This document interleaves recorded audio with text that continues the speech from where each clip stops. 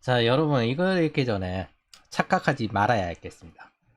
저 사람들 이거 봐도 절대 안 바뀝니다. 뭐 백날 반박해봐야 절대 안 바뀌어요. 이글도 저들을 바꿀 목적으로 가진 게 아닙니다. 가끔 보수 진영에서 좌파분들 깨어나세요 라고 하는 건데, 이건 첫사랑에게 스토킹급으로 매달리는 것과 같은 인생 낭비 같은 짓입니다. 애들은 중도로 확장하려고 해야 합니다. 그래서 좌파에서 전교조의 존재 목적을 한번 볼게요. 설국열차의 교육처럼 인생의 첫 경제관, 정치관을 스며들게 하는 겁니다. 아직 색이 없는 중간자에 속하는 어린 세력에게 경제관, 정치관으로 접근하게 하는 거예요. 아직 형성되지 않은 세력에게, 새싹들에게. 그래서 뭐 마르크스와 반정부 감정을 반대하는 이런 것들이 뭐다? 모태신앙이 반대하기 때문에, 그래서 마르크스주의자들이 이 종교를 상당히 싫어합니다. 중간 세력을 적극적으로 공략해야 합니다. 기본적으로 세상은 최종 양극화로 이어지는 게 복잡계적 논리예요. 그래서 그리고 다시 새로운 양극화가 됩니다. 이게 미국의 민주당과 공화당의 탄생 비하죠. 그래서 양극화를 어중간하게 막겠다고 하다가는 결국 남은 건 패배밖에 안 됩니다. 협치라는 건 있잖아요. 지네들끼리 갈라먹는 게리맨더링인데, 시장에서는 경쟁하라고 하고 정치인들은 협치하라고 하는 건 잘못된 겁니다. 이건 바꿔 말하면 자기네들끼리 해먹으란 뜻이에요. 내각제가 보통 그 이유잖아요. 내각제 유지하는 이유가 귀족들 권력 유지하려고. 그래서 그 권력을 내리불림할 수 있어요. 일본도 그게 가능한 거고 영국도 그게 가능한 겁니다. 그래서 세력전이란 건 기본적으로 긴박하게 해야 합니다. 글로벌 좌파 진영은 오랜 동안 자기들을 숨기고 인민전선 전략을 지속해온 관성과 경험이 있는데, 이게 이 경험치로 정치관이 없는 중간자들이 아니면 직업에만 신경 쓰는 직업 소명자들에게 확장해왔어요. 그래서 옛날에 저 어릴 때는 저희 윗세대들이 뭐 했냐면은 정치에 신경 쓰지 말라고 했습니다. 근데 어느 순간 자기네들이 불리해지니까 뭐라고 하냐면 정치에 적극적으로 신경을 써달라라고 바뀌었어요. 이게 한 2010년 정도부터 바뀌었거든요. 왜냐하면은 이제 그 이명박 거치면서 박근혜 정권까지 넘어가니까 좌파가 메말라 있었어요. 그래서 그때부터 갑자기 구도가 바뀝니다. 정치에 적극적으로 참여해 주십시오, 신경 써 주십시오, 이렇게 바뀌었어요. 그래서 그중 이런 것들은 일부 사이비에 빠진 것처럼 바뀌게 되는데, 교주의 휴거설이 실패해도 매몰 비용으로 못 빠져나오게 되는 겁니다. 인민전선 전략 자체가 사이비처럼 접근하는 거잖아요. 그래서 기밀로 접근해서 고립된 환경이 되게 하는 것, 동아리 친구 영어를 가르치는 것 같이 몰문교가 보통 이런 식으로 확장하거든요. 그래서 이 전략은 소련 붕괴, 세계화의 90년대 이후 불평등 환경, 인권 운동으로 숨어서 정부 돈을 타먹는 게 되었는데, 요즘 그게 USAID로 들어가고 있죠. 그래서 불평등 환경, 인권 운동 이런 것들은 사회주의 마르크스주의자들이 마르크스가 아닌 척 숨길 수 있는 가면이 되어줬습니다. 그리고 저 운동들은 돈을 타먹으면서 혁명을 지속할 수 있는, 지하혁명을 지속할 수 있는 기반이 되어줬고요. 그래서 중도층은 불평등 환경, 인권을 보고 지지하다가 마르크스 혁명이 일어나면 반동으로 제거당하는 거죠. 이걸 막으려면 중도층에게는 논리적이고 팩트로 전달할 수 있는 세력 확장을 해야 합니다. 그리고 중도층의 기본 사상이 제일 강력해야 합니다. 이게 자유주의, 자본주의, 공화주의여야 한다고 저는 생각합니다. 그래서 극우의 성향은 이 좌파랑 비슷한데 서로를 몰살하고 자기들이 옳다고 생각을 해요. 근데 이게 중도층에 대한 확장을 방해하거든요. 선택하게끔 해야지 강요하면 반대편으로 가죠. 선택해서 스스로 책임지게끔 만들어야 합니다. 좌파가 기본적으로 인민전선 전략으로 자기들이 공산주의자, 사회주의자, 진보임을 숨기면서 하는 소리는 전부 다 이걸로 그냥 노출시키려는 거야. 그래서 막 자기네들 분리할 때는 파시즘 이야기하고 철학자로 포지셔닝하는 게 그 슬라브의 지적의 전통 전략이더라고요, 보니까. 저 옛날에 되게 좋아했는데, 슬라브의 지적을. 근데 인플레이션 때부터 와, 본성이 진짜 변하지 않는구나, 어느 순간부터 이제 알고는 있었지만 본성이 변하지 않는구나를 이야기했는데 그 전까지 양극화를 극단적으로 이야기하다가 갑자기 인플레이션을 일으켜서 그 문제가 되니까 그때 갑자기 입을 다뭅니다. 그리고 난 다음에 트럼프가 당선될 때쯤에 다시 또 파시즘 이야기를 들고 나옵니다. 그래서 아예 목적이 명확한데 숨어서 지하 활동을 하고 평범한 직업 소명자인 척 포지션을 하는 거죠. 그래서 극우의 전략이 좌파의 전략이 사입이라면 극우는 배타적인 이단 신문관 전략을 해요. 당연히 이런 극우 진영은 보수 진영에게도 중도 확장을 실패하는 원인이 됩니다. 오히려 이렇게 되면 극자가 득세할 수 있는 기회로 바뀌게 됩니다. 극우도 강력한 이단 신문관인데 저 이단 신문관을 죽일 수 있는 사람을 바래요. 미워하니까. 극자를 희망합니다. 그래서 절제가 필요한 보수와 달리 좌파는 기본적으로 더 달콤하기 때문에 당연히 약해집니다. 그런 측면에서 저는 이번 시회를 좋게 보고 있는데 백골단이 프락치라는 것도 알아내고 원래 천안문 때부터 내려오고 그 전에도 내려오는 전통적인 좌파들의 방식이에요. 천안문 때 대학생 100만 명이 전국에서 모였거든요. 근데 거기서 폭력 몇 개만 선동을 해가지고 탱크로 쓸어버린 거예요. 홍콩에서도 쓰인 전통적인 좌파특 분열입니다. 얘네 좌파들의 방식 자체는 총파업, 투쟁 이런 식으로 폭력적인 게 일상이에요. 그런데 그런 애들을 몇 명만 저기에다가 프락치로 집어넣는 거예요. 이게 전통적인 방식입니다. 그래서 기독교 진영이 극우로 몰려도 극우적인 행태와는 다르게 움직이는 게 마르크스 유물론자들이 원래 기본적으로 종교에 적대적이거든요. 소련, 중국, 그 다음에 이제 북한도 최근 모든 종교 실존적 위협으로 잔주 이렇게 나와 있는 것도 같습니다. 근데 이번에 시위하는 내용 보면은 전환길 선생님이 노사 모였고 노무현을 존경한다고 하니까 좌빨이라고 합니다. 나라가 이래서 되겠습니까? 이런 거 이야기하는 거 보면은 이거는 극우랑은 완전히 다릅니다. 중도 확장이 어느 정도 성공을 했어요. 그래서 이런 세력전에서 가장 중요한 건 시스템에 관한 논의와 가치여야 합니다. 이퀄리즘은 공물법과 같이 누구에게 빼앗아서 누구에게 이익을 줄까에 관한 논의였어요. 그 당시에도 정당성은 있었어요. 근데 저것 때문에 조선이 발전하지 못한 겁니다. 필자는 저는 육룡이 나르세아에서 정치가 무엇이냐라는 답변에 누구에게 빼앗아 누구에게 줄 것이냐라는 말에 굉장히 동의하지 못합니다. 그런 정치는 역사적으로 나라를 망하게 했습니다. 그게 분당 정치예요. 공물법도 그렇게 보면 워털루 전투에 승리한 전쟁 영웅들에 대한 보상이었습니다.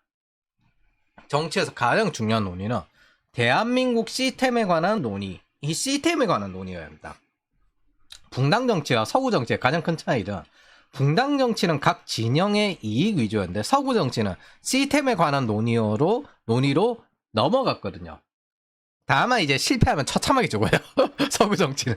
붕당 정치는 특별한 사화가 아닌 이상 죽지는 않았는데 권위점이었지만 결국 게리맨더링의 주도권이었을 뿐입니다. 붕당 정치는. 왜? 이걸 우리는 뭐라고 하냐면요. 어느 놈이 되든 그놈이 그놈. 그래서 정치 무관심을 만들죠. 이거 가장 대표적인 나라가 있죠. 내각제하는 나라들이 보통 계속 정권 자식에게 물려주고 자기네들의 클래스, 어퍼 클래스들이 다 따로 있고 돌아가거든요. 일본이 그렇고 영국이 그렇잖아요. 협치 틀렸습니다. 정치인은 치열하게 싸우고 사람들이 참여하게끔 해야 됩니다. 그런 측면에서 저는 지금의 여러 대로 오히려 선물로 보고 있어요. 자유민주주의와 공화주의를 발달시키는 선물이 된다라고 생각을 합니다. 이렇게 시스템이 발달하게 된 이유 자체가 계몽주의 이후 지식인들과 귀족들이 사실주의를 추구한 것에 여기까지 온 겁니다.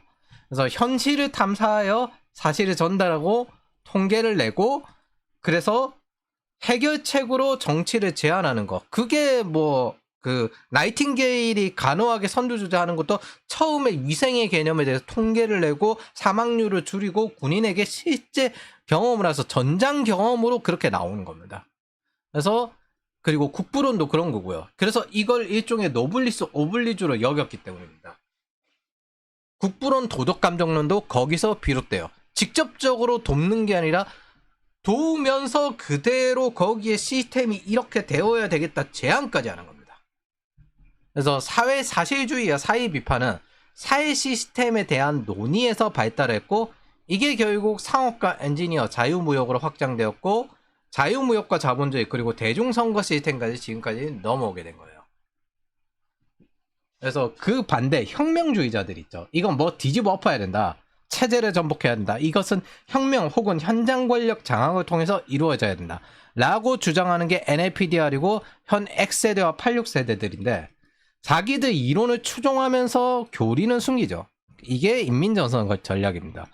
그래서 어느새 위의 정치 권력과 아래의 임원과 관리자 권력을 장악하고 있는 상태입니다. 이걸 깨려면은 장기간 중도 진영에게 설명할 의도와 태도가 일정해야 하는데 적어도 자신의 세계관이 형성되어야만 다른 사람에게도 이야기할 수 있습니다. 그리고 이거는 그러기 위한 시작점입니다. 좌파를 바꾸기 위해서 절대 못 바꿉니다. 말살하기 위해서 견제 용도도 있어요. 추종한 자가 몰락하는 모습으로 보여줄 수도 있습니다. 근데 마르크스주의자가 없어진다고 마르크스주의자가 나오지 않는 건 아니에요. 이미 인류는 한번 숨겨봤어요. 아르헨티나 보면 있잖아요. 양쪽 다 인플레이션을 증대시키는 포퓰리즘에서 수십 년을 극복하지 못하게 만들었습니다. 뭐 이거 사실 게리맨더링이잖아요. 그걸 지금 현재 그 둘 다를 까는 사람이 툭 튀어나와가지고 정당 하나 새로 만들어가지고 대통령 돼서 인플레이션 수십 년간 지속되는 걸 한 번에 잡았죠. 좌파의 전략이 김일성이라면 보수는 투명성입니다. 그래서 오히려 아예 대놓고 드러내야 하고 증거를 제시를 해야 합니다. 그래서 승리란 건 일시적인 상태고 영원히 싸우려고 해야 돼요. 상대가 영원히 달려드니까 이념 사선 싸움이라는 리그로 세계관을 하나 만들어서 그 최하위로 사회주의자들을 쳐박아야 합니다. 그래서 자기네들이 선택한 중도들도 똑같이 처박히는구나 그걸 보이게끔 만들어야 돼요. 선택에 대한 책임이죠. 그래서 저 노선을 타면 국가도 인생도 몰락하는구나 다음 세대 그 다음 세대에도 계속 증명해줘야 돼요. 그러기 위한 발전이자 리그여야 합니다. 그래서 이제 세계관이 완전히 다른 저 사람들이 우리랑 어떻게 다른지 그걸 한번 이야기를 한번 해보고 그리고 우리의 세계관 다시 대비시켜서 구축해보죠. 자, NAPDR 이 정의에서 시작이 되는데 한국은 뭘로 정의할 거냐? 김일성주의 주체 사상을 기반으로 정의를 했는데 한국은 미국에 의한 식민 지배 중이며 현재 정권은 괴뢰 정권이다. 이 정의에서부터 모든 게 튀어나옵니다.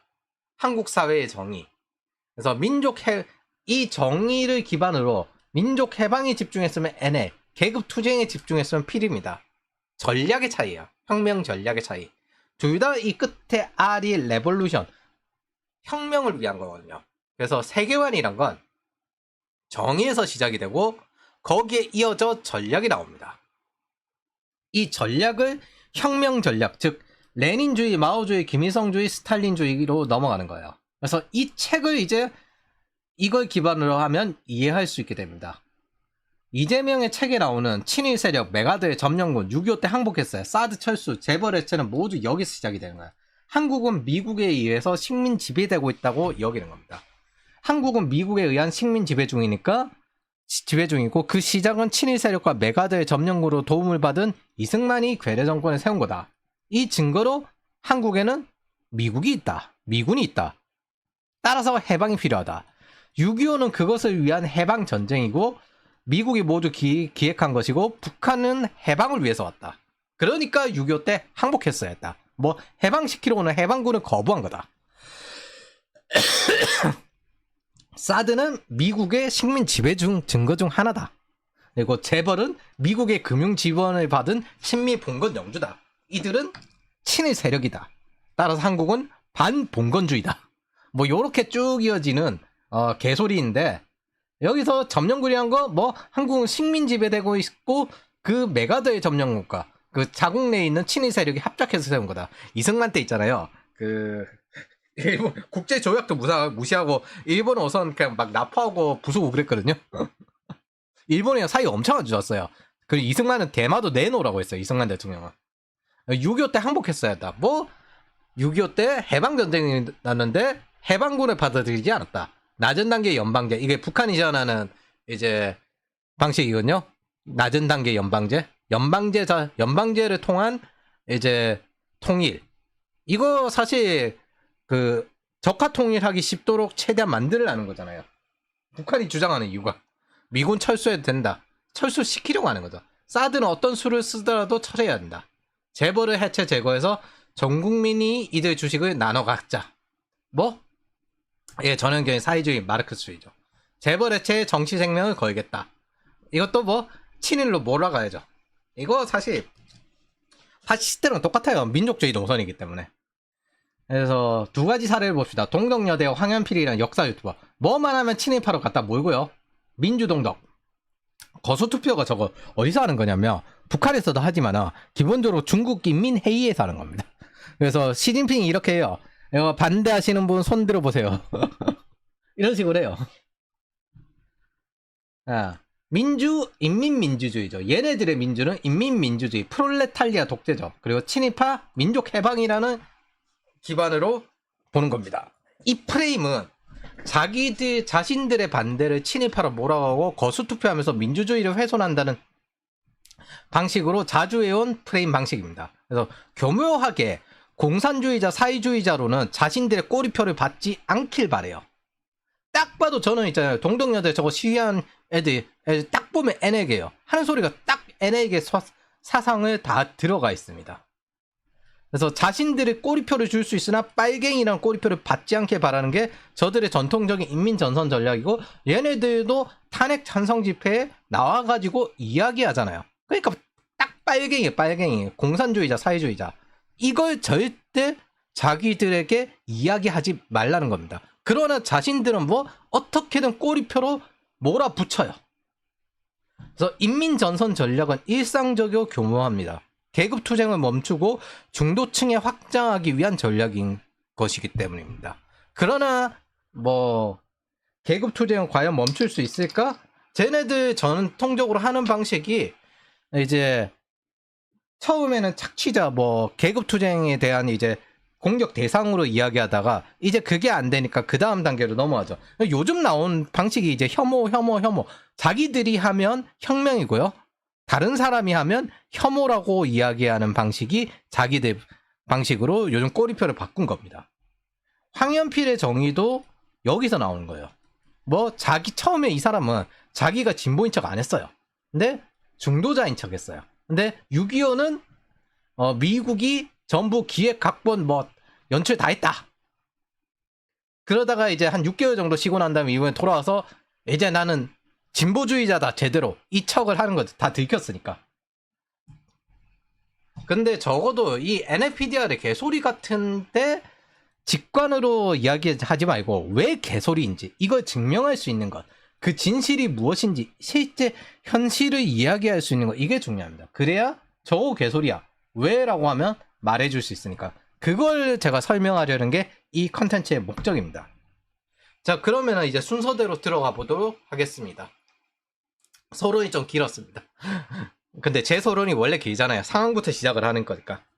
근데 처음부터 설명하는 게 저는 맞다고 생각을 하고 이렇게 좀 길게 설명을 하고 있습니다. 자, 그러면 40세에서 65세 X세대와 86세대의 자산은 지금 글로벌에서 어느 수준인지 보죠. 40세에서 65세 순자산은 얼마나 있나? NLPDR의 영향을 받고 배워온 게 현재 40세에서 65세인데 이 사람들은 글로벌 최상위 중상층 수준의 자산과 임금을 받고 있습니다. 이게 뭐다?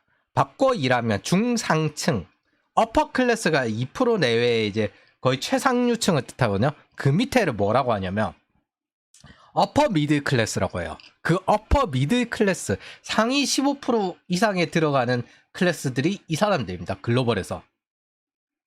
근데 그런 그들이 미국의 식민 지배되어 있다면 강력하게 격렬하게 반미를 외칩니다. 자, 그러면 그거를 이제 전체적으로 설명을 해볼 거예요. 가계금융복지조사 편리를 위해서 이번에는 엑셀을 붙였는데, 여기서 중요한 거는 평균값이 아니라 중앙값을 봐야 돼요. 그리고 중앙값이 여기 있습니다. 이 앞에 평균값이고, 그래서 평균값이란 건 이제 이재용 회장이 있기 때문에 동양학과 평균이 가장 높은 임금을 가지고 있다, 이 말 하는 거랑 똑같습니다. 중앙값이란 중간, 즉 50%의 값의 사람은 얼마를 받는가, 요걸 봐야 되거든요. 그래서 중앙값이 지금 현재 딱 50% 선에 속하는 사람의 가지고 있는 자산 보면은 총자산이 40대는 지금 현재 그 3억 9천 정도 가지고 있고요. 50대는 3억 7천 정도 가지고 있는데 이거 부채 빼면 얼마 남냐면은 2억 9천 그다음에 3억 정도 가지고 있습니다. 그리고 60세 이상에서 60세에서 64세가 제일 낮은데 한 2억 5천 정도 가지고 있습니다. 그러니까 제일 낮은 수준이 2억 5천을 가지고 있어요. 그래서 요거를 제가 또 이게 2023년이 2024년이거든요. 요거를 순서대로 정리를 했습니다. 40세는 2023년에 3억 7천 정도 가지고 있었고요. 2024년에 총자산이 3억 9천으로 증가했습니다. 4%가 증가했죠. 한 해 만에 1815만 원이 증가했고 부채는 동일합니다. 순자산은 오히려 더 증가했어요. 5.8% 증가했고요. 1599만 증가했습니다. 50세에서 59세는 있잖아요. 3억 7천에서 3억 7천 그 440만 됐는데 0.9%밖에 증가 안 했어요. 근데 부채가 380만 원 감소했고요. 순자산은 1.9% 증가했고 564만 원 증가했습니다. 50대부터는 보통 돈 버는 게 꺾이거든요. 왜냐하면 이제 자식이 이제 대학을 졸업하고 다 갖고 학군을 찾을 이유도 없으니까. 60세에서 64세 생각보다 많이 증가했어요. 4%가 증가했고 부채는 13만 원밖에 증가 안 했습니다. 그러니까 거의 동일하죠. 그래서 60세와 40세가 제일 많이 그 자산 증가가 높았죠. 순자산은 5.4% 증가했고요. 1280만 원 증가했습니다. 모두 훌륭하게 재테크를 잘했는지 이 어려운 시기에 자산이 증가했습니다. 그것도 부채가 감소하거나 거의 유사하게 증가했습니다. 재산이 알짜배기로 증가했다는 뜻이에요. 근데 제가 굳이 왜 이걸 가져왔을까요? 29세 이하 20대를 보죠. 20대는 있잖아요. 총자산이 마이너스 16% 1290만 원 감소했고요. 부채가 500만 원 증가했습니다. 다행히 월급이 올랐거든요. 딱 월급이 오른 만큼 저축을 사실은 500만 원 더 했더라고요. 이건 무슨 뜻이냐면 사실은 부동산 가격 올라가가지고 그거 전세 대출 더 세게 받았거나 아니면 보증금 대출을 더 세게 받았어야 한다는 겁니다. 아니면은 그거 내려간 이제 그 부동산 가격이 있거나 이거 합쳐가지고 총 평균으로 그 중간값으로 나온 게 요거예요.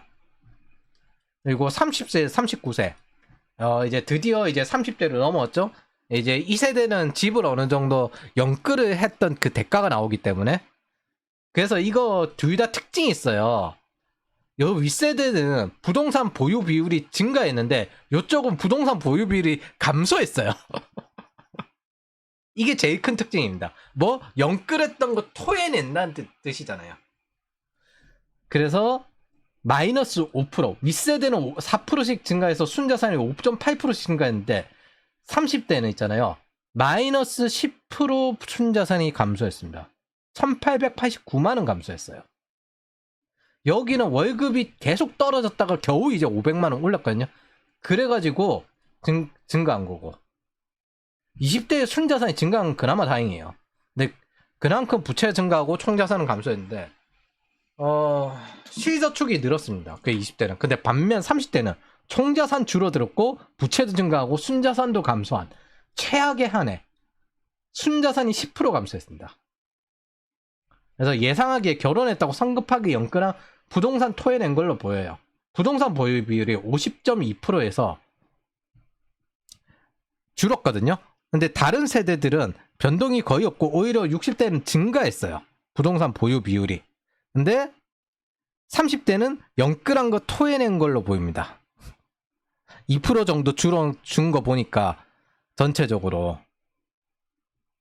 그래서 중앙값이 이거 3억 5천에서 3억 1,535만 원 요렇게 떨어집니다. 부동산 보유 가구 중앙값이. 유일하게 준 대상이에요. 여기 다른 쪽 보면 전부 증가했거든요.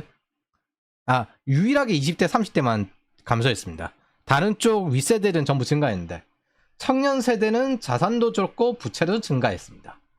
그나마 다행인 건 20대가 이제 아래 수준의 소득을 어느 정도 극복하고 저축도 많이 하면서 정상 궤도로 돌아왔는데 아직까지 그 정상 궤도로 돌아왔다라고 하긴 좀 그렇지만은 그건 밑에 제가 다시 한번 설명할게요.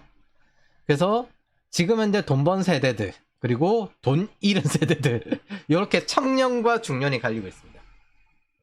반복하지만 40대 65세는 착취 압제 계층입니다. 이게 1, 2년 한 것도 아니고요. 사실은 제가 최근 1월부터 정치적으로 40대 50대에 대해서 유달리 공격적으로 보인다는 건 사실이에요. 제가 이걸 작년에 6월에 적었거든요. 참다 못해. 이거 하는 건 알겠는데 저걸 이야기할까 말까 하다가 그때도 지금처럼 천천히 한 달 정도 생각을 하고 아예 그냥 대놓고 지르기로 했어요. 하는 짓이 너무나도 꼴불견인데 저걸 계속 할 것 같은 거야. 근데 그때 한 게 진짜 잘한 짓이라고 지금 생각해도 그래요. 착취하는 현황이 직접적으로 이제 통계적으로 드러난 게 이겁니다. 이게 2024년 한 해간 어떻게 했는지에 관련된 내용이잖아요. 2023년에 비해서 어떻게 했는데. 저들은 총자산, 순자산이 모두 증가했습니다. 저들은 착취 압제 계층입니다. 근데 저 사람들의 착취는 고통스러우나 이게 어떻게 이렇게 자세히 살펴보지 않는 이상 이유를 몰라요. 모르면 그냥 세상을 욕하게 됩니다. 정부를 욕하게 되고. 저들은 그걸 어떻게 이용하냐면요. 인민전선 전략을 바탕으로 절박하게 만들어 마르크스 사회주의자라는 팜플렛 같은 교리를 전파해요. 그래서 유토피아니즘을 전파하기 위한, 그래서 그 증오를 재벌, 친일파, 미국에게 향하게 하기 위한 인민전선 전략입니다. 네가 힘든 건, 절박한 애들에게 네가 힘든 건 쟤들 때문이야. 그러니까 쟤들을 없애기 위해서 수단 방법을 가리지 않아야 해. 그런 식으로 전파하는 방식으로 바뀐 거예요. 그렇게 여러분들의 황금기를 사용하려고 합니다. 우리가 통계를 안 보면 알 수가 없어요. 통계를 안 보면. 지금도 착취는 저들이 하는데 내수가 불황이라면서 국가 부채를 다시 뿌려야 한다라고 이야기합니다. 뭐 추경이죠. 추경. 자신들의 손에는 절대 나선 안 된다고 하는 짓거리예요. 그 추경의 비용은 우리 세대의 세금으로 떠넘기게 됩니다.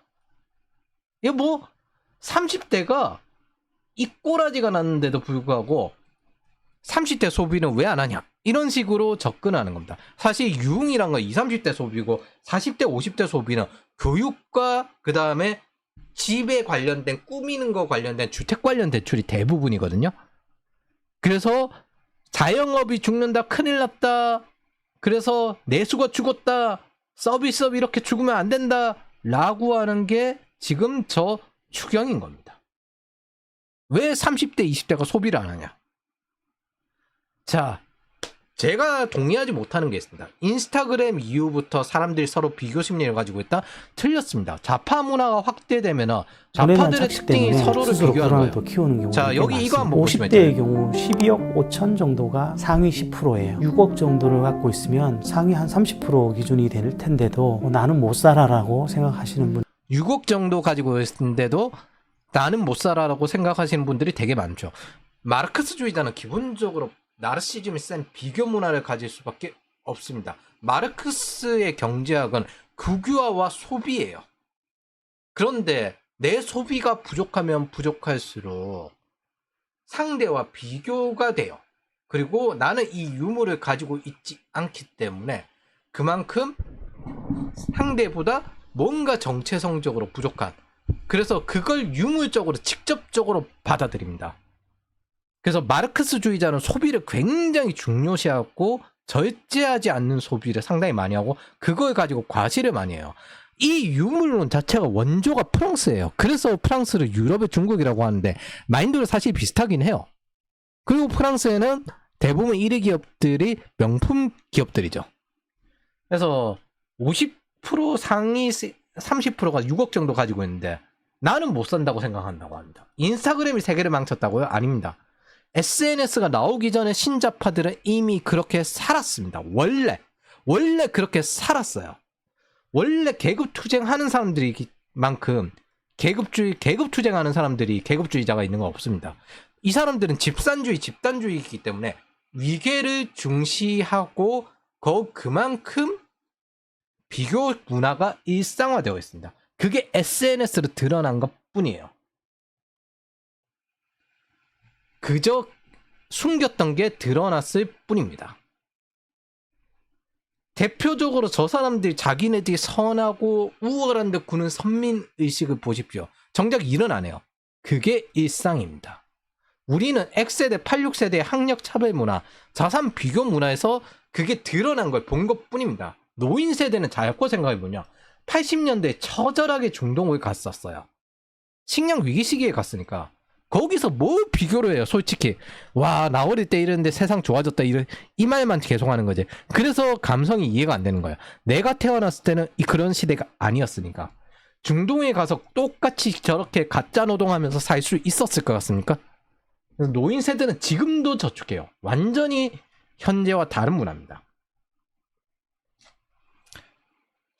그래서 이거 참고 자료를 보면 있잖아요. 상위 10% 정도 되면은 이제 40대는 지금 이제 10억, 50대는 12억, 요 정도쯤 됩니다. 아유.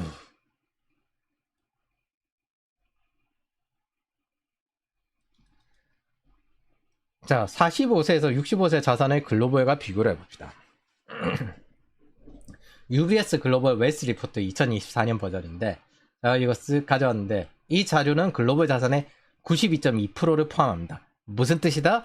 너무 가난한 곳을 뺐다. 이거 자산 측정을 할 만한 정도 국가만 넣었다. 이 뜻입니다. 1만 달러 미만, 전체 성인의, 그러니까 1,400만 원 정도죠. 전체 성인의 39.5%. 14억 8,800만 명. 그리고 1만 달러에서 10만 달러. 즉, 1억 4천 정도 미만. 뭐 달러 이제 강달러라서 그렇긴 하지만 중하위 자산 구간이거든요. 이게 순자산 기준점이에요. 자, 그러면 1억 4천 이상이면 얼마다? 1억 4,500만 원에서 14억 5억 1천만 원. 여기에 속하면 있잖아요. 글로벌 성인의 16.3% 여기에 속합니다. 근데 우리 가장 낮은 순자산이 2억 5천이거든요. 이거 제가 장담한 건데 이게 자세하게 안 나와서 그렇지 10% 안에 들어갑니다. 위에 10% 안에 들어갈 거예요. 중상위 자산 구간이에요. 제가 장담한 건데 여기보다 1억이 높은데 이 기준점보다. 게다가 달러 저거 약 달러 되면요. 저거 더 올라가요. 1억 2천 정도로 올라가요. 그리고 어퍼 클래스 여기에 속하는 게 이제 100만 달러 한 14억 이상이어야 합니다. 대한민국에서는 상위 5%에 속하죠. 대한민국 상위 5%가 뭐 글로벌로 따지면 1.5% 안에 들어갑니다. 이 하위 클래스 요거 두 개 합치면 있잖아요. 하위 82%가 만들어집니다. 그리고 이들의 전체 성인의 상위 16.3%에 들어간다고 예측합니다. 그래서 글로벌 상위 16.3%에 들어가고도 1억 500만 원이 남아돌아요. 제일 돈이 없는 60세에서 64세 사이 구간이 순자산이. 40대에서 60대 10%는 글로벌 최상위 중상층이죠. 뭐? 상위 중산층, 어퍼 미들 클래스. 심지어 독일 중위 자산급으로 잘 삽니다. 그래서 독일 중위 자산 이거 딱 보면 있잖아요. 45세, 74세 연령대 중간부 딱 이렇게 중위 자산 보면 2억 5천 정도 되거든요. 딱 독일 중위 자산급으로 잘 산다는 거예요. 그래서 독일과 좀 더 비교해보고 싶었는데 독일 인구 8천만 명인데 독일 1인당 GDP가 우리랑 비교가 안 돼요. 아무리 세금이 높아도. 그래서 이들이 뼈대 있는 발달한 자파가 발달한 유럽에 대해서 이상 국가화를 시켜왔는데 사실 독일 중위급으로 이들이 잘 삽니다. 근데 지금도 한 45세 요 정도 사람들 전부 뭐 독일 이민 가려고 하는 사람들 은근히 꽤 있거든요. 근데 한국에서도 일 제대로 못하는 게 저기 독일 가가지고 일한다고 될까?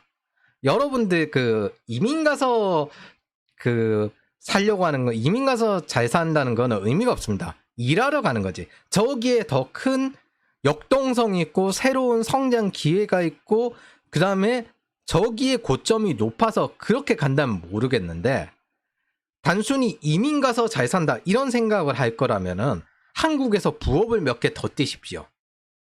결혼하는 사람이 잘 산다? 일단 애한테 나가는 돈 줄이고, 두 번째는 내가 부업으로 더 뛰어가지고 어차피 결혼해봐야 한 2천만 원, 3천만 원 더 올라가거든요. 그럼 맞벌이 한다고 해봐야. 그래서 그냥 부업 몇 개 더 뛰는 게 아니면 개인 사업 몇 개 더 하는 게 훨씬 더 돈을 많이 법니다. 즉 일하는 시간 늘리는 게 돈을 많이 버는데 결혼하면은 그거랑 비슷하게 솔직히 이렇게 여러 가지 에너지가 쓰여요.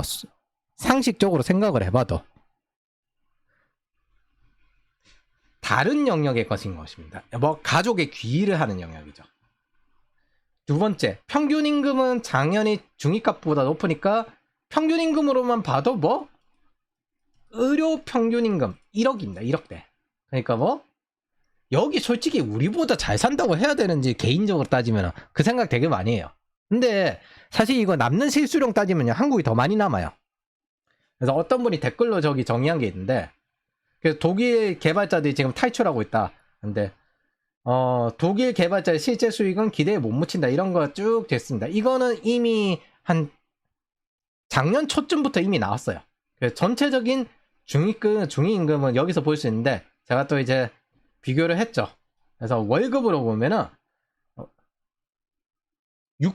월급으로 비교. 아까는 자산으로 비교했고 월급으로 보면 연봉 7,800만 원 정도 됩니다. 7,800만 원. 이게 중위연봉이에요. 중위연봉. 여기 45세에서 54세. 요 정도 중위연봉입니다. 그래서 한국의 중위값은 2022년 판단해보면 있잖아요. 낮습니다. 중위소득이 월에 40세에서 45세 430 정도 됩니다. 430. 이게 중위값 평균소득이거든요. 그리고 중위소득이 360. 이렇게 따지면 있잖아요. 엄청나게 차이에요. 360이랑 650 비교. 이거 중위값이거든요. 평균값 아니에요. 미디언이잖아요. 평균값은 그 앞에 있습니다. 이 중위값 360, 400, 그 다음에 650. 근데 뭐 한국은 50대에도 임금 상승이 줄지 않습니다. 여기 보면 이게 점점 떨어지는 게 보이는데 한국은 50대에도 임금 상승이 줄지 않아요. 계속 올라가고 있습니다. 30대보다 증가율이 높아요. 임금 상승도 높은데 그 자산 상승도 높아요. 뭐 부동산이 걸려 있으니까. 연봉이 40대가 보통 이런 게 전 세계에 높은 이유는 신규 산업에 진출하기 때문인데 아직까지 이쪽에 아랫세대 신규 산업이 확장을 못한 거죠. 그래서 보통 50세부터 애 다 낳고 키우고 난 다음부터는 이제 점점 지출이 증가하면서 점점 이제 그 경제적으로 점점 이제 말년을 향해 가는 게 기본적인데, 정년 연장을 통해 가지고 연공서열제 정년 연장을 통해 가지고 계속 늘리는 겁니다. 퇴직하기 전에. 그리고 정년 연장을 계속 늘리려고 하는 거. 그래서 청년 노조가 뭐라고 하냐? 오래 일을 했다는 이유로 임금이 오르는 게 맞습니까? 제가 블라인드에서 이런 걸 봤는데 무슨 노조가 앞으로 일할 사람 챙기는 게 아니라 나갈 사람 챙기기에 급급하냐? 이렇게 이야기하는 거죠. 이거 보면 있잖아요. 부동산 상승으로 인한 저 혜택도 자기들이 받고요. 그 다음에 현장 권력을 장악해서 노조로 투쟁해가 정년 연장도 자기들이 하고요. 토지 귀족입니다. 돈은 상인이 귀족보다 많아요. 근데 저들의 부해증대는 일이 아니라 권력에서 나오는 겁니다. 현장 경력, 현장 권력, 그리고 저 시대, 저 세대의 정치 권력, 이거 두 가지를 통해서 이루어지고 있습니다. 즉 귀족이란 건 상인처럼 막대한 돈을 가진 자가 아니라, 왜냐하면 상인은 직접적으로 돈 버는 사람이니까 귀족보다 훨씬 돈을 많이 벌죠. 정치 권력으로 경쟁 혜택을 막고 돈을 버는 공물법과 같은 행태를 취하는 자들이 귀족입니다. 공물법이 실제로 그랬잖아요. 누구에게 빼서 누구에게 나눠줄 것인가. 심지어 공물법을 수호한 자들은 워털루 전투에 승리한 전쟁 영웅 귀족들이었어요. 대표적으로 웰링턴 공장은 공물법을 지지했으며 적극 폐지를 반대했습니다. 어땠어요? 대중 소비자를 착취했죠. 그래서 보통 룰에 어긋나는 혜택을 주는 경우에는 시장 체제에서 오히려 더 크게 기여를 하기 때문에 이 시장이 더 거기에 있는 구성원들에게 풍족하게 제공해 줄 수 있어. 그런 경우에 허용하는데, 일반적으로 외국인이 외국 자금으로 부동산 구매를 분노하는 것도 자국민의 대출 규제를 회피하기 때문이지 않습니까? 그래서 그것도 한 채 가지고 뭐라고 안 해요. 한 채 이상을 구입할 때. 그런데 그런 것들을 이 세대들이 하고 있는 겁니다. 뭐 저는 저 사람들의 토지 귀족이라 한 이유가 이것 때문입니다. 시스템에 대한 가치적 싸움이어야 한다는 점을 기억하십시오. 이퀄리스트들 도태시켜야 합니다. 뭐 더 이상 이퀄리즘도 아니지만 명분만 이퀄이지. 그래서 저들이 말하던 NLPDR 이론에서 저들은 저거 이야기하면 있잖아요. 노조 이걸로 숨습니다. 노동운동 이야기하면서. 저들이 NLPDR 이론에서 한국이 봉건사회라면 봉건영주는 임금을 증대시키는 재벌이 아니라 시장 경쟁을 저해하는 X세대 86세대에 속합니다. 우리는 재벌을 욕하고 조롱할 수 있어요. 삼성이 이재용을 경영을 조롱하는 것도 가능해요. 그런데 X세대 86세대 그리고 그들이 보유한 정치 세력인 노조를 대놓고 욕하지 못합니다. 재벌의 사상은 마음껏 비난할 수 있으나 노조의 NLPDR 사상은 마음껏 비난할 수 없습니다. 그거를 이제 뭐 저는 한번 마음껏 해보겠다는 거죠. 노빠꾸로. 저 사람들은 왜냐하면 아니 너 지금 비판하고 있지 않냐. 여러분들 밥 먹고 있는데 저기 상사가 있잖아요. 막 이재명 지지하고 그 다음에 밥 먹고 있는데 이재명 지지하고 그 다음에 윤석열 욕해요. 거기에서 나는 그렇게 다르게 생각한다 대놓고 할 수 있습니까? 모임 같은 경우에서 나는 다르게 생각한다 대놓고 이야기할 수 있습니까? 그 다음부터 업무 협조 안 해주고 일 엄청 복잡하게 만들고 거기서 못 견디고 나가게끔 만들걸요? 저 사람들은 현장 권력을 장악해 있고요. 우리는 밥을 먹을 때 조용히 먹고 단체방에서 정치적 특성을 내로남불하는 것도 조용히 다물고 있어야 합니다. 안 그러면 업무 협조 못 받고 그 성과평가, 인사평가 개판 나요. 언론, 산업, 학계, 정치, 교수님일 수도 있어요. 위쪽 교수님. 각 직업 상위 계층으로 일관되게 친진보 성향을 보이죠. 일상에서 단체 카톡방에서 현장 권력 장악을 통한 인민전선 활동을 항시하고 있는 겁니다.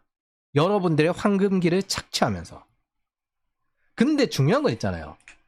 1인당 GDP가 저렇게 떨어지는데 중위소득도 독일보다 부족한데 자산만은 안 떨어지고 심지어 지금도 증대하고 있습니다. 뭐지? 자산은 독일급이야. 버는 돈은 적은데 1인당 GDP도 사실 전체 그릇에서 적은데 그 전체 그릇에서 누가 가져갔을까? 뭐 그건 둘째치고 내 청년들의 몫은 누가 가져갔을까? 그건 둘째치고 자산만은 떨어지지 않습니다. 오히려 자산이 더 증대해요. 한국 360만 월급이고 독일 650만 중위소득인데 자산은 독일보다 오히려 높은 쪽에 속해요. 자산 중위만 떨어지지 않습니다. 자, 그러면 한국 부동산 가격이 이해가 되죠. 아, 부동산 버블이구나. 저게 이제 어떤 식으로 저 버블을 계속 지속하려고 할지 모르겠는데 외국인 투자를 유치할 수도 있고 이제 글로벌 이제 임대 사업 하려고 다 들어온 것도 있고 그래서 월스트리트 CIO까지 하신 분 글을 가져왔는데 자기가 뉴욕에 살아서 뭐 한국에 부동산이 비싸봐요. 얼마나 비싸 해가지고 80년대 후반에 지어진 밸류가 좋다고 하는 아파트 갔다가 야씨 가끔 가는 집의 평은 58평 있고 그 다음에 30평을 봤는데 와 30평이 장난이 아니다.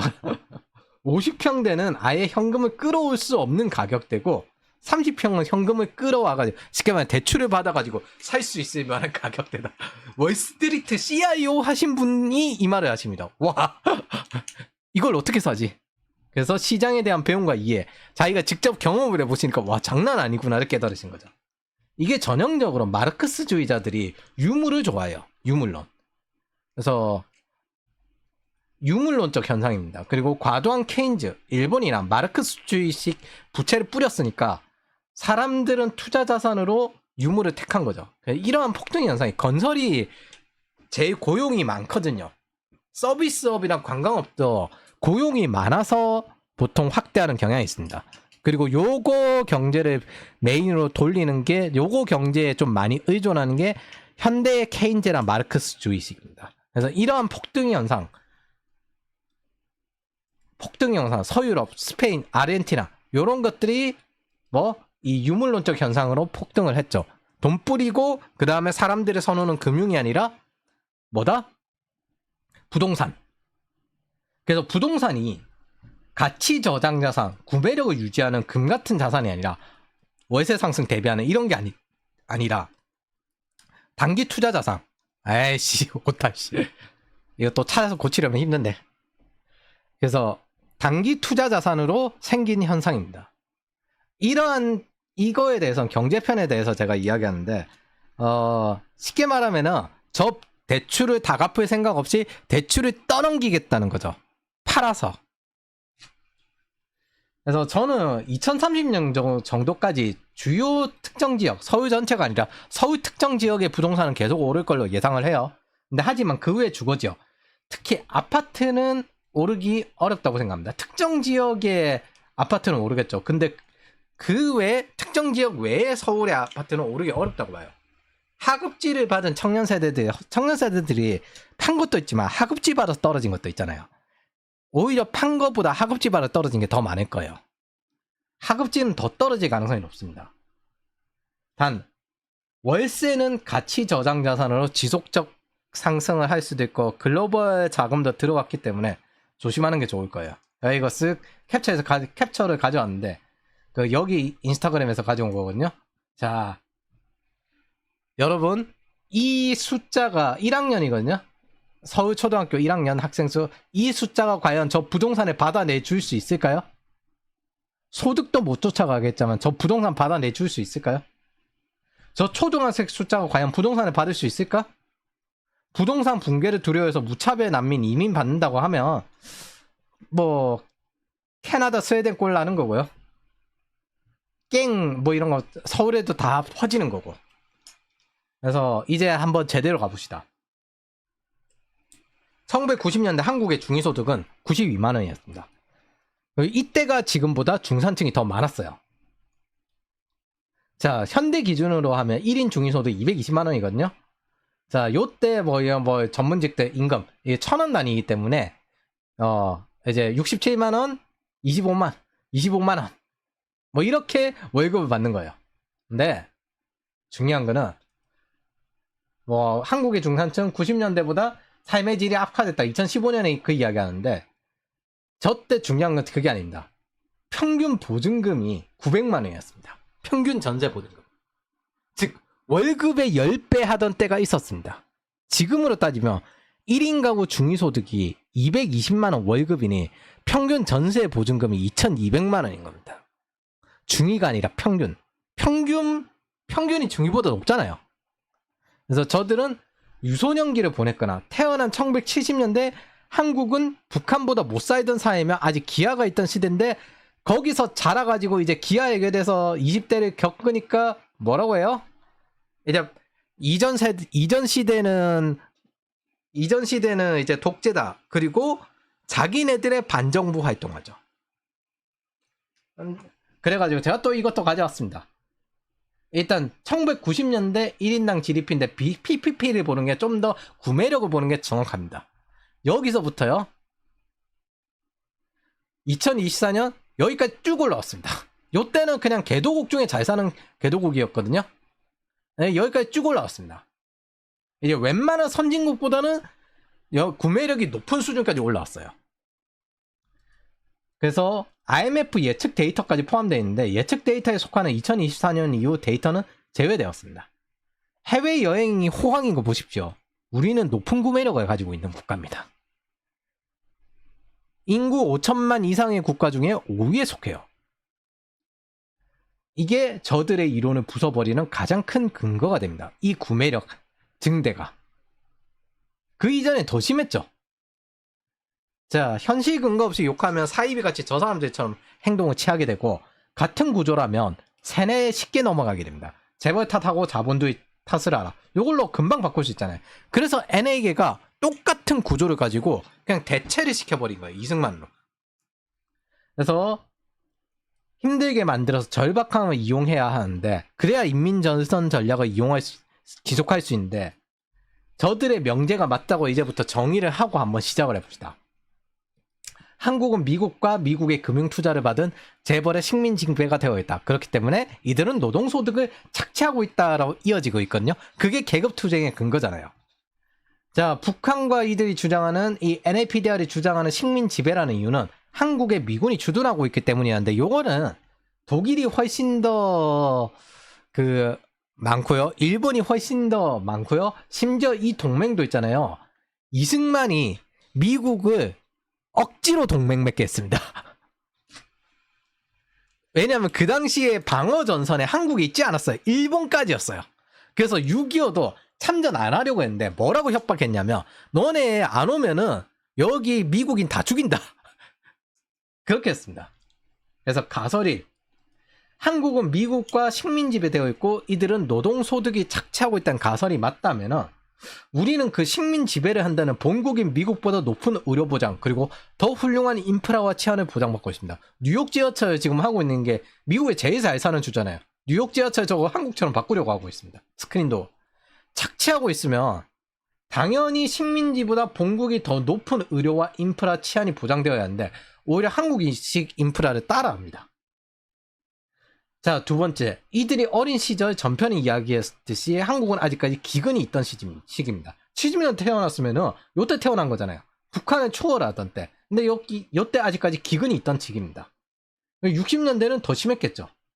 근데 요때부터 돼서 이 사회생활을 하던 게 빨라봐야 여기 80년대. 이 60년대생 80년대. 70년대생 대다수는 90년대. 요때부터 시작이 됐거든요. 모든 신자유주의 혜택을 다 받은 세대잖아요. 그래서 이들은 기아 상태에서 선진국 상태로 식민지를 성장시켰는데 이 세대 이 시기에 주로 일하던 세대가 아니라고요.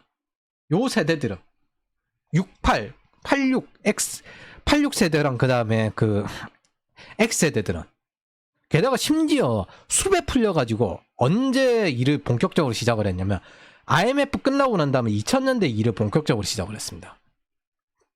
그럼 요 앞에 있던 일하던 세대들이 그 독재 아니라고 하는데 요 세대들이 독재라고 하는 거예요.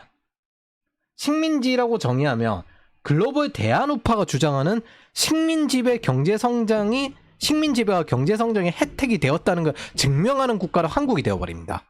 근데 얘네들은 그걸 제일 반대하는 거잖아요. 아, 근데 식민지배 상태인데 이 정도로 구매력이 높아졌고 너네들이 그렇게 잘 살게 되었나? 그러면 글로벌 대한 식민지라고 가정해버리면 이게 뭐 식민지배가 경제성장의 혜택이 되었다는 게 증명되게 되어버리는 겁니다. 저는 이런 식민지배라면 받을 거예요. 본국보다 더 좋은 환경을 만들었는데 받아야지. 그리고 식민지라면 해방이란 건 북한이 한국을 정복한 상태가 되는데 식민지라 불리는 선조들이 이제 그 식민 지배되었다는 선조들이 모두 필사적으로 싸웠고요. 아직도 살아계신 분이 있고 전 세계의 16세 이상 청년들이 와서 싸웠습니다. 그리고 심지어 인천 상륙 작전은 2차 세계대전 노르망디 작전의 전쟁 영웅들이 예비군으로 동원돼서 해냈습니다. 전 세계가 한국이라는 식민지를 지키기 위해 싸웁니다. 그리고 그걸 통해서 자유민주주의를 얻었어요. 이게 말이 안 되는 거죠. 그리고 식민 지배 상태인데 투쟁운동, 혁명운동을 한 X세대와 86세대는 그 윗세대보다 빈곤율이 낮고 전 세대 중 가장 최대 소득 자산계층입니다. 신자유주의 자금을 받은 기업의 혜택을 얻은 게 이 세대들이에요. 그러니까 90년대부터 시작됐으니까 본국 혹은 본건 영조인 재벌에 적극 충성을 해서 받은 혜택을 너네 NLPDR이 받았구나. 이 세대가 받았구나. 식민지배 상태에서 이런 반동분자 같은 놈들이 있나. 지네가 제일 많이 받았어요. 그러니까 식민지배 상태에서 지네가 제일 큰 혜택을 받은 겁니다. 여러분, 사회주의자들에게 돈을 주면은 쟤들이 자본주의자가 되겠지? 절대 그렇게 안 됩니다. 그걸 해가지고 지금 현재 이꼬라지가 난 거예요. 저들은 오히려 그걸 기반으로 자유주의, 자본주의를 극복할 수 있는 혜택을 받은 겁니다. 자유주의, 자본주의에 대한 그 체제 전복형 그 투쟁을 할 수 있는 그 운동을 지속할 수 있게끔 되어버린 거예요. 심지어 저들은 독일보다 소득이 떨어지는데 자산은 독일급으로 가지고 있습니다. 그래서 위로는 정치적 그리고 아래로는 현장 권력을 장악하여 로비의 형태를 취하고 있는데 이건 시장의 같은 경쟁을 저해하고 오히려 혜택을 더 받는 구조적 착취, 정치적 대체성, 청년 세대들이 올라오지 못하게 하는 정치적 대체성을 가지는 겁니다. 그리고 이런 혜택을 받았다는 건 식민지배 상태라면 본국에 적극 충성하여 혜택을 받은 것이 되며 현장에서 착취하고 실제 일을 하지 않는 식민지 관리자가 이 세대들이 되는 겁니다.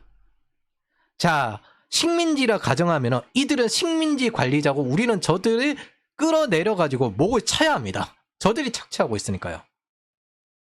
자, 가설 두 번째. 한국은 미국의 식민 지배되어 있지 않다. 저는 이들이 좌파에 적극 충성하고 정치 권력, 현장 권력을 장악하고 갈라먹었다고 여깁니다. 그래서 민주노총에 크게 세 개 계파가 있어요. 전통적으로 총파업하는 비타협 전선, 혁명하겠다라고 하는 게 현장파인데, 현장파입니다. 요게 이제 소수거든요. 보통 이제 우리가 쇼 하다가 이제 협상되면 다시 일하러 가는 그게 중앙파고요. 그 다음에 국민파. 제가 보기에는 이거 동덕여대가 이거 현장파한테 시위해 온 것 같은데. 현장파한테 시위해 온 것 같은데. 이거 국민파. 이건 뭐 중도의 대중지지, 인민전선 전략으로 대중지지 전략을 하자. 그래서 25만원 뿌리기나 현재 국가부채나 인플레이션 주범이 되는 게 요 국민파죠. 저는 이 2번 가설을 지지합니다. 한국은 미국의 식민 지배되어 있지 않다. 만약 식민 지배가 되어 있다라고 가정하면요, 얘네들 이제부터 죽이러 가야 합니다. 뭐 해방해야 될 거 아닙니까? 식민 지배되어 있으면 얘네들 죽이러 가야 합니다. 뭐 식민지 관리자 죽이러 가야죠. 20대를 착취한 대가는 그대로 30대에게 넘어왔습니다. 뭐 소비부양 정책, 이 마르크스주의 정책이죠. 딱 얘네들이 왜 이런지 제가 예전에, 왜 인플레이션인데 입을 다물고 있을까? 왜 이럴까? 자기네들이 돈 뿌렸다는 거 왜 그걸 숨기고 저걸 하고 있을까? 그냥 회피인가? 생각을 해보니까 한 가지 깨달은 게 있어요. 마르크스주의에서는 근본이제 기준으로 했고, 쟤네들은 노동가치설을 주장하기 때문에 돈이란 개념이 통화화에 화폐가 녹는다는 개념이 없어요. 심지어 공산주의잖아요. 공산주의의 최종 목적은 국가라는 걸 없애버리는 겁니다. 글로벌로 통합을 해가지고. 국가라는 걸 없애버리는 걸 목적으로 하는 겁니다. 그러니까 국가 부채가 어떻게 되든 상관이 없어요. 뭐 정부가 없어지는 반정부 활동을 하는 시민단체가 기본 메인이죠.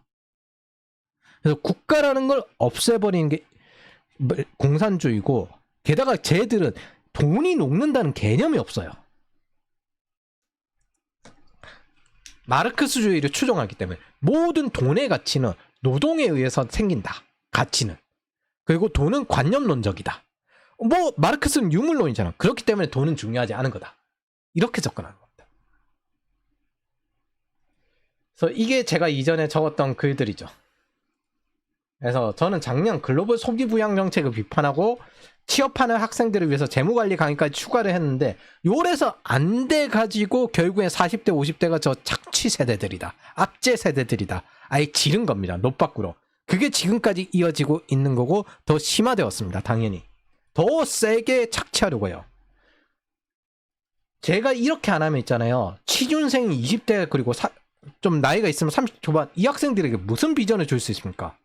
일을 열심히 하는데 너는 나중에 망할 거야, 인생이 망할 거야, 이거 말밖에 못해요.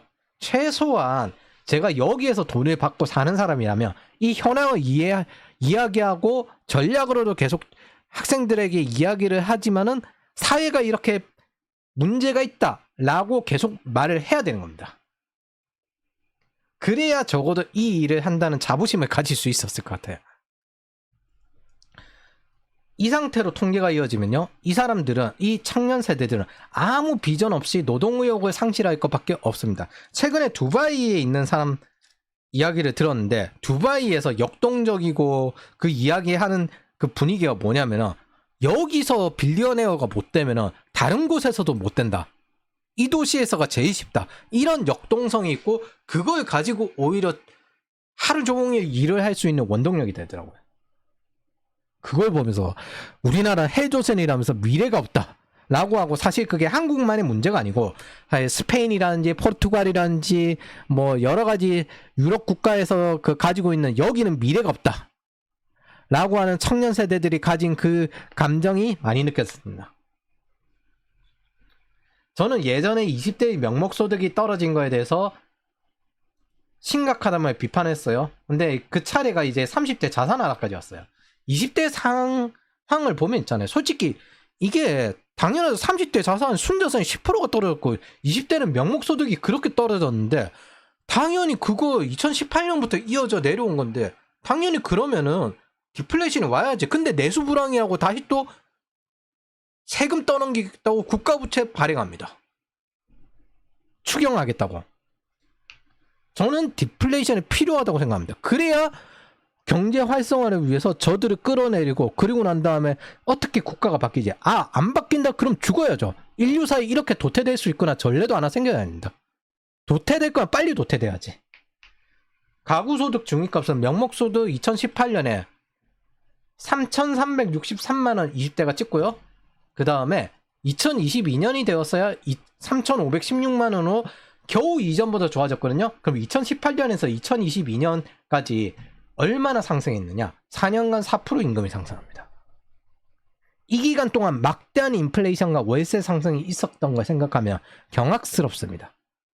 이제 겨우 괜찮아졌나 했더니 2022년에서 2023년 될 때 순자산이 떨어졌어요. 떨어지고 2024년에 순자산이 다행스럽게 오른 겁니다. 그전에는 월급이 떨어졌고요. 2023년까지 순자산이 떨어졌고요. 이제 다행스럽게 총자산이 좀 떨어지긴 했지만 순자산이 오른 겁니다. 2018년부터 무려 2023년까지 6년 동안 고통받았어요. 20대가. 24살이 이제 30살이 되었습니다. 저는 문재인 정권 때 20대는 지옥을 봤으나 X세대 86세 문재인 정권 때 이때는 지옥을 봤거든요. 근데 X세대 86세대는 뭐 극찬을 했죠. 부동산 가격 올랐다. 내 자산 올랐다. 내 임금 올랐다. 대한민국이 정상화되었다. 왜? N에게가 요직도 차지를 했거든요. 그래서 저는 문재인 정권을 매우 싫어합니다. 문재인 정권 때 20대는 월세 상승과 소득 감소, 공채 폐지를 겪었으나 X세대 86세대는 대한민국이 정상화되었다면서 극찬했습니다. NL이 제대로 요직을 차지했고 이 사람들은 부동산을 보상으로 받았어요. 청년은 자살을 강요받았고요.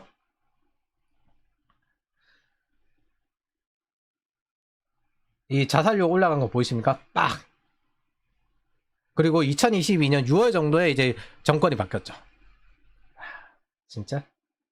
그리고 요때 시작을 했습니다. 지금 자꾸 경제위기가 하는데 이때 이거 물려주고 지금 인플레이션 가장 심각할 때 인플레이션 잡고 순서대로 고금리 잡고 순서대로 가고 있는데 그거를 진짜 중간에 태클에 별짓거리 다 하고 앉아 있는 겁니다. 이거 바꿔 생각하면 행정부 마비시킨 이유는 경제가 저 복구되면은 정권이 다음 정권으로 이어질 것 같으니까 그래서 제가 보기엔 행정부 마비시킨 거예요. 쌍둥이 적자에 3고에서 시작을 해서 그래서 R&D 비용도 줄인 거거든요. 인플레이션부터 잡아야 되겠다 해가지고 정작 문재인 때는 원자력 인프라 작살내가지고 그래서 지금은 이제 전기세 올라가잖아요. 이때 뭐 했냐면요. 야 청년들 끝장날 것 같은데? 그래서 청약 가점제 폐기하고 이거 40대들 아직 집 못 산 40대들 가점제 주는 거거든요. 그리고 청년 도약 계좌로 그 혜택 확대하고요. 전세 사기 월세 상승에 따라서 아예 빌라 매입 인대했습니다. 그리고 신혼부부 특례 대출 확대했어요. 40, 50대 뭐라고 했냐면 빌라 매입인데 공산주의자다. 그럼 싱가포르가 영국은 공산주의 국가입니까? 자기들이 오히려 지지하지 않았습니까? 그 진보를 오히려 자기들이 지지하지 않았습니까? 이게 원래 어떻게 되는 거냐면 토지가 아무것도 없을 때 아직 개발이 안 됐을 때는 그냥 토지를 분양해버립니다. 민간에. 그럼 빨리 개발이 돼요. 자기 걸로. 그리고 난 다음에 이미 개발된 토지를 다시 재건축이나 이런 거 할 때 뭘 하냐면 세금이나 이런 식으로 정부가 가져버려요. 그래서 그걸로 다시 재개발을 해버려요. 그런 식으로 많이 갑니다. 그래서 그걸 사회 인프라로 써요. 두 번째, 신혼부부 특례 대출. 그래서 부동산 유튜버들이 한통속에 제가 정리한 게 있는데, 여보, 부동산 공급은 글로벌 물가 상승에 따라서 오르는 게 정해져 있었는데 입주 물량이 2024년에 신축 물량이 요때 그 문재인 정권이 인가를 안 내줘가지고 2, 3년 동안 보통 새로운 그 부동산 공급이 만들어질 때까지 2년, 3년 정도 걸리거든요. 근데 이거 인가를 안 내줘가지고 공급이 줄어서 오를 게 확정돼 있었어요. 그래가지고 이거 이러면 신혼부부들 그 집이 부족해지는데 그 신혼부부 특례 대출을 확대합니다. 신혼부부가 살 수 있게끔 가점제 폐기하고. 그래서 부동산 전략에서 가락타기 시는 언제 하냐면 부동산이 폭락했을 때 합니다. 구축을 신혼부부에게 팔고 싸고 신축인 분양해서 다시 로또를 얻는 거예요. 그러면 신축을 청년에게 근데 그거를 신축을 청년에게 제공해버리니까 거기서 붕괴를 하는 겁니다. 자기네들 팔 부동산이 안 팔린다고. 40대들이 갈아타기 위해서 그래서 급하게 부동산이 다시 오르는 거예요. 이 갈아타기를 2주에서 한 달 내에 바짝 하는 게 이 갈아타기 전략입니다. 그래서 이 특례 대출에 대해서 엄청나게 비판해왔거든요. 가계대출 늘린다. 그럼 지네들 더 비싼 부동산 사는데 대출이 훨씬 더 늘지. 청년들에게 왜 싼 부동산 사는 청년들에게 왜 가계대출 넣는다고 이야기합니까? 그리고 저것 때문에 부동산 가격이 오른다. 자, 40대들이 강남 집값 상승 주도한 게 갈아타기를 한 내용입니다. 그래서 분양으로 받는 청년들에겐 이게 단비 같았거든요. 근데 자신들에겐 대출 떠넘기의 대상을 잃었다는 역겨운 분노죠. 저 사람들은 자기네들 집을 산 거에 대해서 대출을 갚을 생각이 없어요. 없고 다음 대출 청년 세대에게 떠넘기는 목적밖에 없습니다. 그리고 이제 이렇게 하니까 미래의 신혼부부들이 설계할 수 있는 기반이 되었죠. 이거 하고 난 다음에 신생아 수가 늘기 시작을 해요. 본격적으로. 저거 처음에 임기 달성 때부터 시작을 했거든요. 바로. 요거는 비상시에 한 거고 임기 시작할 때부터 이 처음에 적용을 하기 시작했거든요. 이제 좀 숨통이 트이니까 신생아 수가 반등이 일어나기 시작을 합니다. 그래서 딱 얘네들 좌파 쪽에서 이야기하던 페미니즘이니 아니면 돈 뿌려서 뭐 어떻게 하니 그 전략이 문재인 때 다 실행을 해봤는데 어떻게 됐어요? 나락을 갔죠. 나락을 가고 난 다음에 뭐예요? 굳이 인구가 늘 필요가 있을까요? 이 이야기 하는 겁니다. 자, 제가 할 말은 이겁니다. 미래 세대의 미래가 처참하게 망가지고 있습니다. 20대가 이제 30대가 되었어요. 그리고 그 30대에 포함이 되니까 어떻게 돼요? 총자산이 떨어져요. 아니, 순자산이 떨어져요. 이 바꿔 생각해보면 있잖아요. 저 당시 20대였던 20대 중후반들은 이제 30대가 되어서 순자산이 떨어지는 것까지 겪고 있다는 겁니다. 30대 초반들은. 미래 세대가 처참하게 망가지고 있습니다. 그리고 더욱더 망가질 가능성이 높아지고 있어요. 30대가 돈을 안 써서 내수가 불황이라고 20대 때 그렇게 착취해놓고 이제 30대 때 또 순자산도 떨어졌는데 거기에 더 착취하려고 불황이어야만 합니다. 우리에게는 디플레이션이 필요해요. 아랫세대는 저렇게 죽어가고 있는데 윗세대는 돈이 더 늘어나고 있습니다. 이들의 고통이 당연히 우리 차례로 넘어올 수가 있습니다. 우리가 어릴 때 하던 것들 성인이 돼서 하죠. 이거 다 뭐예요? 서로 같은 세대에서 한 10년 내외의 세대들끼리 서로 팔고 주고받고 하는 거잖아요. 온라인 소비나 디지털 소비가 보통 이런 거잖아요. 근데 이들 아랫세대가 고통스럽다면 당연히 그 소비는 줄어들고 돈의 순환은 죽어버리는 겁니다. 그래서 내리착취가 아니라 내리성장에 대한 기회를 주는 시스템을 제공할 수 있어야 합니다. 이게 그나마 숫자가 되는 30대 말고 못하는 거예요. 제가 30대들에게도 20대가 명목소득이 떨어져 심각하다라고 말해왔는데 상당수 30대는 시큰둥했어요.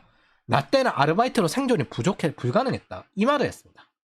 그 대가가 30대까지 왔어요.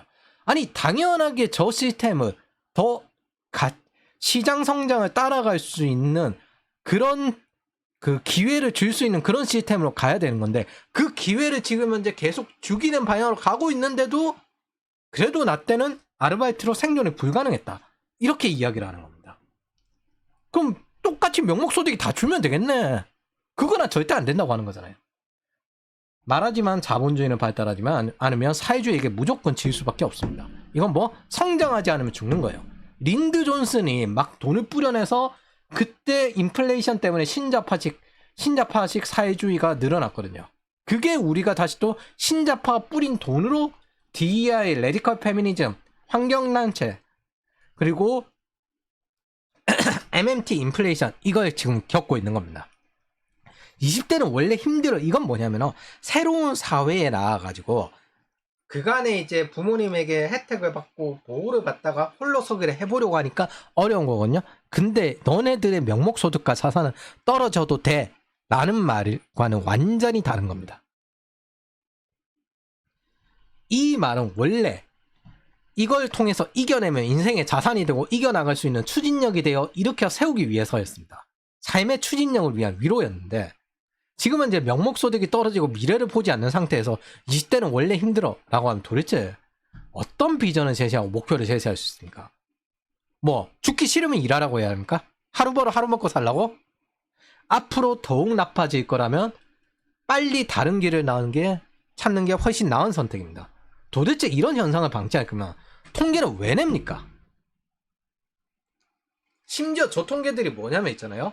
저렇게 죽어가는 통계들이 뭐냐면 청년 도약계좌, 행복주택 등 확대되면서도 나타난 현상이 이 정도예요. 그 정도까지 서포트를 했는데도 이렇게 나타났어요. 뭐 정치가 누구한테 뺏어서 누구한테 주는 거라고? 저 윗세대한테 뺏어가지고 청년들한테 주냐? 내로남불이 일상이죠. 이걸 생각해보면 저는 굉장히 경악스럽습니다. 내수가 불황? 40대 65세 자산은 증가하고 부채는 줄거나 대동소이하고 더 부자가 되었는데 임금도 상승하고 30대보다 더 상승했어요. 그리고 그게 더 가속화되려고 하고 있는데 내수가 불황이라고? 그래서 추경해야 된다고? 미래 세대에게 돈 뜯어야 된다고? 이제는 25만 원 뿐이 아니라 추경까지 하면서 국가 부채를 더욱더 미래 세대에게 떠넘기려고 하고 있습니다. 국가의 미래가 아니라 미래 세대의 미래인데 저걸 누누이 생각합니까? 아, 저 사람들 공산주의자지. 공산주의자는 국가 제도를 없애려는 게 목적이잖아. 생각을 장기적으로. 아, 그러니까 국가 부채는 아무 상관없다는 생각을 생각합니다. 청년이 죽으면 민족도 죽나. 바꿔 이야기하면 있잖아요. 죽을 곳은 빨리 죽어버려야 합니다. 저들이 미래 세대에 빚을 떠넘기는 것과 20대는 원래 힘들어라면서 명목소득 감소를 방치하는 건 도대체 무슨 차이가 있습니까? 미래 세대의 착취를 압제하고 방치하면서 그 황금기 망치면서 게으르다고 비판만 하는 겁니다. 우리가 이거랑 똑같이 되어서 되겠습니까? 그래서 저는 20대들에게 돈을 받아 일을 하는 이상 최소한의 직업 소명과 윤리로 이 현상을 비판할 겁니다. 그리고 계속 싸울 겁니다. 그래서 제가 이 전쟁에 뛰어든 이유, 정치를 제대로 짓거리게 되는 이유가 이 때문입니다. 더 이상 롯바꾸를 해봐야 아무것도 달라지지 않는다면 좀 다른 걸 해봐야죠. 예전엔 피해서 청년 세대들이 어려우니까 청년 세대들이 이렇게 된다. 이렇게 뭔가 중요한 건 숨기고 원인은 숨기고 그래도 여러분들의 전략이 이렇게 돼서 그 이야기를 했거든요. 근데 지금 현재 20대들이 먹고 살기 힘든데 뭘 싸웁니까? 제 세대 30대가 싸워야지. 솔직히. 아, 나 이제 40이구나. 네. 어쨌든 30대가 싸워야지. 근데 앞으로 더 나빠질 거예요. 근데 그 20대들이 자라서 이제 30대가 되었다고요. 당장 28년, 29년부터 더 나빠집니다. 세금 더 올라가고. 정부 지금 이제 세법 개정으로 연금 사라져요. 이거 좌파들이 하는 거 있는데 정부 이거거든요. 금융자본주의 사회 마르크스주의자들이 이런 거 금융자본주의를 허용할 것 같습니까? 더민주 박찬대가 했습니다. 이렇게 정부하지 말고 정확하게 어떤 정권 그리고 어떤 정당 이걸 정확하게 이야기하면서 가자고요. 왜냐하면 쟤네들이 기본적으로 반정부 활동이 메인이기 때문에 맨날 정부 하던 게 그대로 익숙해져가지고 우리도 정부 하게 된 겁니다. 어떤 누가 있는지 정확하게 하자고요. 관념적으로. 그래서 2년 동안 제가 전략만 주구장창 이야기했는데 상황은 더욱 나빠졌습니다. 저는 지금이 기점이라고 생각을 합니다. 우리 다음 10대들에게 내리착취를 물려줄 건지 아니면 미래 세대에게 내리사랑, 성장을 물려줄 건지. 10대들에게도 우리를 추월하는 자수성가형 신용부자가 나와야 미래가 삽니다.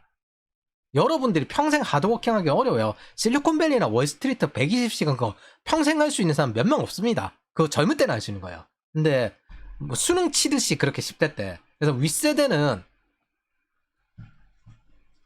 그들을 도울 수 있고 맞서 경쟁할 수도 있으나 정치적으로 규제하는 것으로 이익을 얻는다면 그 나라엔 미래가 없습니다. 그리고 이 윗세대처럼 될 겁니까?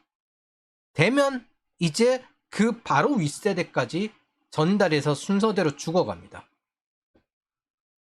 10대가 죽으면요, 20대가 죽고 20대가 죽으면 30대가 죽습니다. 미래 세대에겐 그 장소에 미래가 없기 때문에 버리는 거예요. 지금 현재 그걸 겪고 있는 게 우리 상태입니다. 40세, 65세는 착취 압제 계층이다. 이걸로 정의를 해서 저는 시작을 할 겁니다. 정치적으로 위로, 그리고 경제적으로 현장 권력 아래에서 구조적인 착취를 하여 시스템을 망가뜨리고 있습니다. 즉 위아래로 장악을 해가지고 시스템을 망가뜨리고 있습니다. 그리고 그걸 이퀄리즘이니 평등이 거리면서 청년에게 착취하는 시스템을 굴리고 있어요. 이들이 자주 말하는 것이 메리토크라시 이제 플루토크라시, 능력주의는 근권정치다 라는 건데, 저들은 이퀄리즘으로 정치, 근권정치로 만들고 난 다음 능력주의자에게 착취하는 시스템을 가지고 있습니다. 그리고 입으로는 이걸 외치고 있죠. 시스템을 회복시키고 발전시켜야 합니다. 그리고 저 세대를 도태시켜야 합니다.